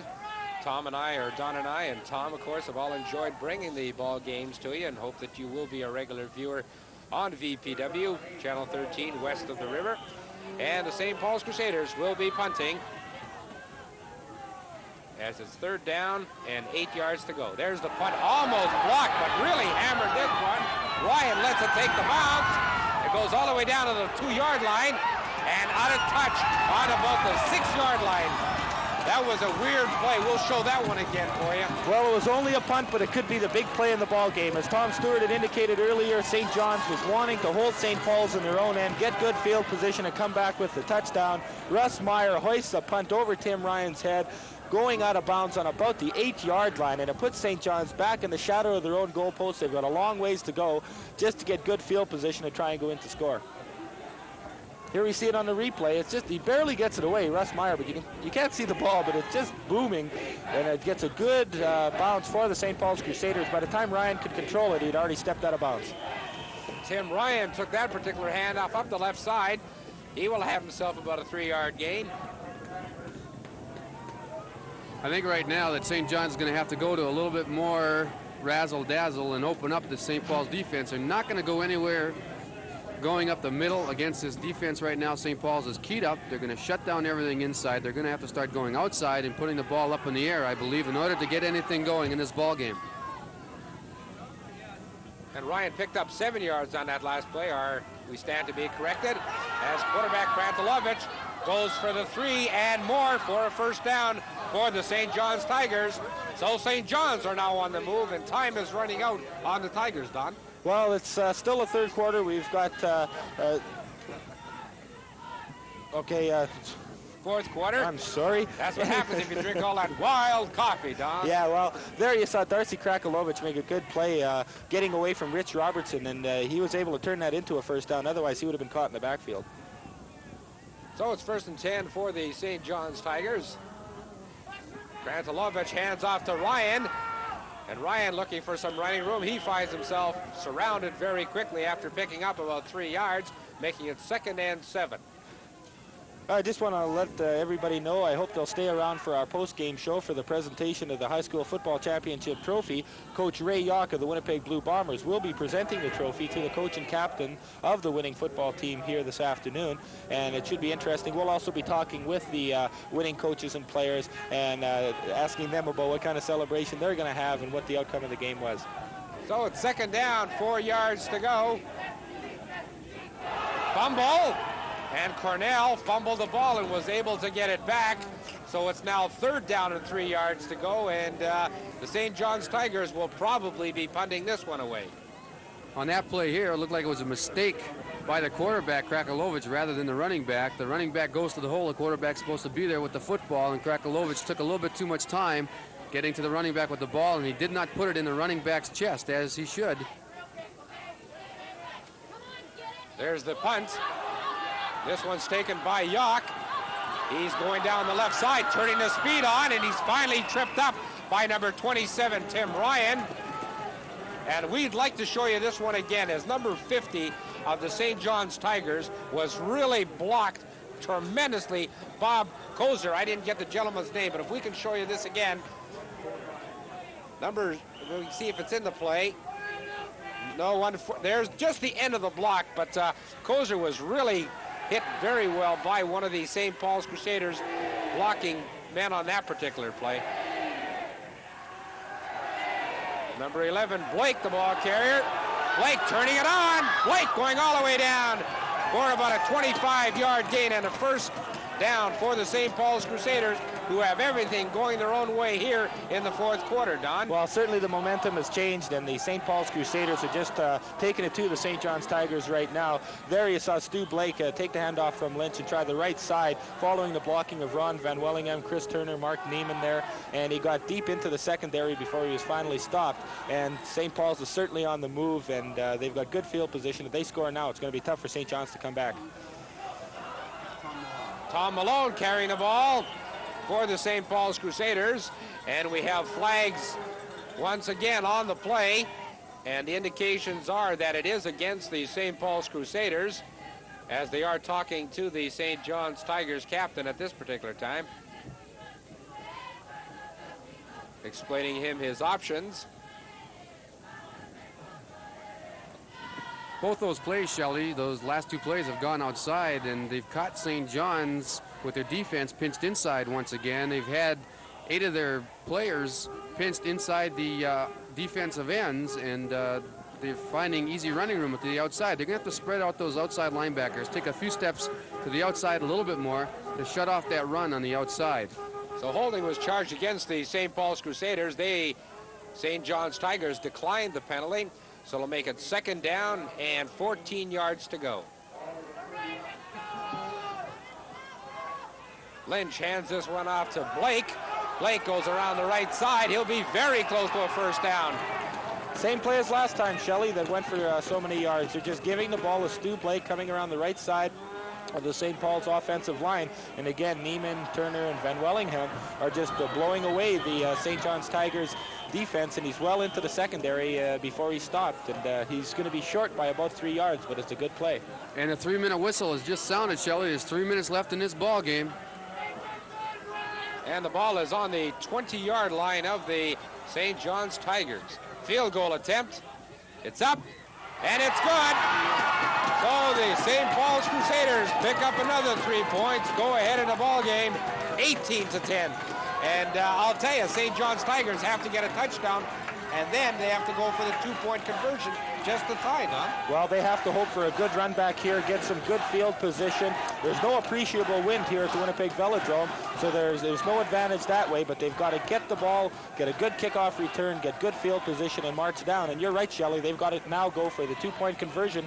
We finally saw the educated toe of Russ Meyer. He's a good field goal kicker, and that time he put it through from about 35 yards out.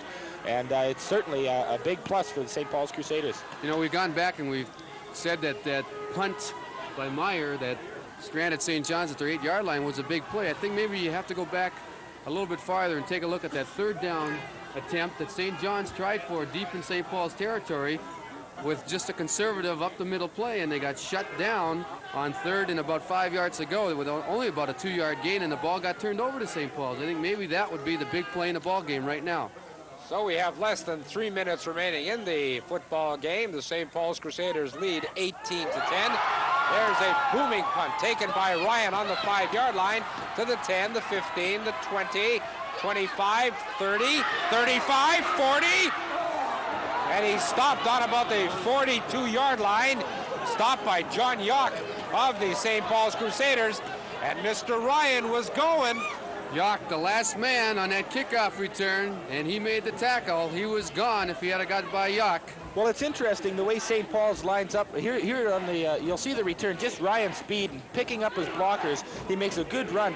It's interesting that St. Paul's, when they line up for the kickoff, they put John Yock behind the kicker, Russ Meyer, so he's onside. He was the last man back, and he stopped Ryan. Otherwise, it was a touchdown. 1st and 10. Krantelovich straight back to pass. Puts us down the left flat. That was intended for Cornell. Nowhere near him, as he was carefully guarded by number 39, Joe Forentino. So it's 2nd and 10. Well, here's where we're going to see if the time is going to be running down. I know there's still about 2.5 minutes left in the ball game, but we'll see what Tom Stewart has been talking about all of this half. That St. John's has used up their 2 timeouts. They've got none left. They did get the kickoff return that they needed. Got good field position. This is a big play. It's 2nd down and almost now or never. 2nd down, 10 yards to go, shotgun formation. Krantelovich back to pass, screen pass straight up the middle. Will be close to a 1st down as number 33, Nowak, just drives for the 1st down for the St. John's Tigers. So St. John's are still alive, Don. Well, we're certainly seeing the kind of football game that we expected to see. 2 very strong football teams, mostly relying on the run, both of them. And now, of course, Coach Kinley has told his quarterback, Darcy Krantelovich, you're going to have to put the ball in the air. He's done that 2 plays in a row, and they're on the move now. Shotgun formation. The snap bounces to the quarterback, Krantelovich. Krantelovich looking for some pass receivers. Tucks it under his right arm, heads for the sidelines, and has himself about a 3-yard gain. So it'll make it 2nd and 7. And I believe we have an injured ball player. That being number 30, young Jim Yock, who drove Krantelovich into touch. Krantelovich goes out of bounds there, Shelley, stopping the clock. And I think with no timeouts, they do not have a timeout left. They will pass the ball because an incomplete pass will stop the clock, and the time will not start again until the ball is snapped on the next succeeding play. So 2nd down, 3 yards to go. Krantelovich in the standard formation. Hands the ball off to Nowak. Nowak still driving. Will be close to a 1st down, but there's a flag in the offensive backfield of the St. John's Tigers, and I believe it's a legal procedure charge against St. John's. We'll have to get the verification for you, but the early indications are it is a legal procedure charged against the St. John's Tigers.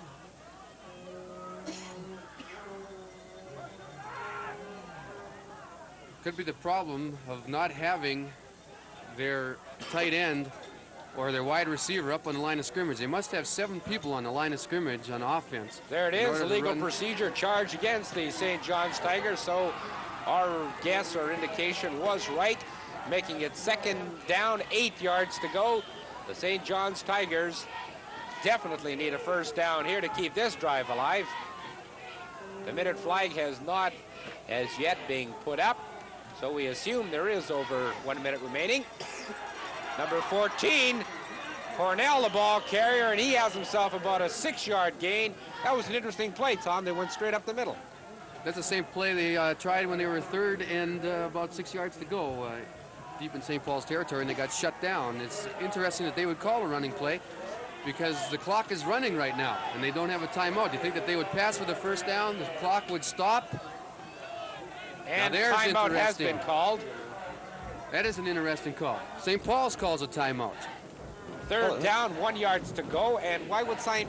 Paul call a time, Tom? I would have no idea why St. Paul's would call a timeout unless the defensive captain, Robson, is unsure of the type of defense that Dennis Meach wants him to play out there in order to stop this third down situation. So I know for a fact that we have over a minute remaining in the game, and we're going to set the tempo for you right now. The ball is placed on the 38-yard line. The score is the St. Paul's Crusaders 18, the St. John's Tigers 10. The down is third, 1 yard to go. Don, let's take a relatively good guess. What's the play going to be called? Well, I think they'll be rather conservative and just try and go up the middle following the blocking of their offensive line. An interesting point is that Coach Dennis Meach of the St. Paul's Crusaders always calls his defense using signals from the sidelines, and it could be they called the timeout because... And the ball off to Cornell. He goes straight up the left side and does have a first down. Well, I guess we called that one right. It was just straight up the middle. But as I was saying, there's just a little bit of confusion, I think, between defensive captain Scott Robson and Coach Dennis Meach. Meach calls the plays, or calls the defensive alignments from the sidelines and by signals, and perhaps they got a little bit mixed up. So the ball is on the 34-yard line. Cornell puts it out there, or Kranzelovich puts it out there, intended for Ryan, and that one bounced before it got to the receiver, so it'll be 2nd and 10. Well, the ball just slipped out of Darcy Krakalovich's hand. Ryan had gotten in behind the secondary, and Krakalovich tried to get the ball to him, but as you can see, the ball didn't arc. The angle coming out of his hand certainly wasn't the way his arm was intending it. It just slipped. And the minute flag is getting ready to be put up, so we assume, as we said previously, there is just over a minute remaining in the fourth quarter here at the Velodrome. Kranzelovich looking for the left side, looking for some blocking, turns it outside. He's stopped by Robson by the St. Paul's Crusaders after a very short gain. So here's an interesting situation. It'll be third down, 9 yards to go. And what do you call, Tom? We'll get your opinion here. Well, they're definitely going to have to go for it. There's no doubt about it. I think that right now I would set up a screen pass on this play. It worked before for them, a center screen pass. They got about 15 yards out of it. It'd be a good call. The linebackers will probably be blitzing on the play in order to shut them down rather early, and they can catch them in a blitz, throw out a screen pass, get some good blocking, maybe pick up a first down, and possibly go all the way on the play. And the St. Paul's Crusaders, Tom, have called another timeout. So they're all of timeouts now. In fact, the coach has called his whole defensive team over to the sidelines. Maybe we can show that for you. The St. Paul's entire team is over talking to their coach, and we'll wait till our cameraman picks up this particular play. But the whole team is over on the sidelines of the St. Paul's Crusaders. Dennis is probably telling them, hey guys, one play, stop them here, we get the ball back, we win ourselves our first high school championship, no mistakes, no penalties, and we'll take it from here. And there's a shot of the whole team coming back on the field as the coach of the St. Paul's Crusaders did call them aside. Third down, 9 yards to go. Shotgun formation. Puts it out there to Ryan. He makes the catch. Ryan turns it on. A fine catch by Ryan. Down to the 5-yard line. We got to show that one again, as it was a desperate pass by the quarterback of the St. John's Tigers. A very adventurous call by Coach Kinley and Darcy Krakalovic, because I think the percentage play was, as Tom Stewart said, was bring the linebackers in and then just dump it over their heads in a screen. But you see in the replay, they fire it all the way up the sidelines on the down and out to Tim Ryan, and he makes a good run after he gets the ball. He had the first down when he caught it. He gets it all the way down to the 5. We're going to get a very exciting finish here. 1st and 10, the ball on the 5-yard line. Here's Cornell driving down to the 1-yard line. And I'll tell you, this is some football game to end the season on, Don. The situation, once again, will bring you up to date. The St. Paul's Crusaders lead in the ball game, 18-10. The St. John's Tigers have second down. The ball on the 1-yard line. The minute flag is up. I don't think you could have asked anything more exciting out of a football game. He's into the end zone for a touchdown, but flags are flying. It could be against the St. Paul's Crusaders. That's the indication I get. Yes, it is against the St. Paul's Crusaders, but the touchdown was not signaled by the official. It was only the St. John's players that were indicating touchdown. Offside against the St. Paul's Crusaders, Tom, so the ball will come out to the 1 yard line, making it down over. That'll be second down, the ball on the 1 yard line, touchdown to go. Right, First down, he just wasn't able to make it into the end zone. The St. John's players, of course, thought that they had made a touchdown, but then all players, every time you're down at the 1 yard line, even before you give the handoff, you raise your hands in the air if you're not Same blocking. with hockey, only when you're playing the Boston Bruins can he get hit in with a hand. Yeah. We're talking about, of course, Cashman's goal at the controversial Boston Bruin game against the Jets. The ball is on the 1 yard line, making it first down. Touchdown to go. St. John's Tigers trail in the ball game by 8 points. If they get the touchdown, they will probably go for the 2-point conversion, making it a tied ball game. Then we may be here for another hour with overtime. Into the end zone. No. Stopped on the 1 yard line again. And that was an interesting call. Why the quarterback would carry the ball himself, Tom. Quarterback sneak at this point, 1 yard out, I don't think is a good call. The defensive people are stacked inside. They're in a 6-man front. They're going to be submarining the offensive people. He should probably go outside with this play. And he hands off to Ryan, and he's stopped on the 1 yard line again. Again, a big play by Scott Robson, who came through from his linebacking position and just caught Ryan almost in the backfield. You know, we're seeing exactly the same thing that happened at the end of the first half. St. John, St. Paul at the 1 yard line of St. John. St. John stopped them at the half. And the crowd is up here at the Velodrome. Quarterback calls the play, takes it into the end zone for the touchdown. So the St. John's Tigers score a touchdown. Well, I was making just it 18-16. It looks like Tom Stewart here was in the St. John's huddle because he said you should go outside. Darcy Krakolovich went outside on the option. Here we see it in the replay. Just goes to the left side, spreads out the defense, and he's able to make it into the end zone. It was a good call. So the situation is the point after, which will probably be a 2-point conversion attempt by the St. John's Tigers. There's the snap. Flags are flying. Krakolovich has the ball, looking for a man, puts it in the end zone, and it's incomplete as number 27, Ryan, couldn't hang on to it, but we have a flag on the play, and the indication here could be pass interference against the St. Paul's Crusaders. Yeah, there was some pass interference in the end zone there as Cornell was interfered with. They tried to get Ryan open, and Ryan actually ended up open in the end zone by Krakolovich. Here you see it on the replay.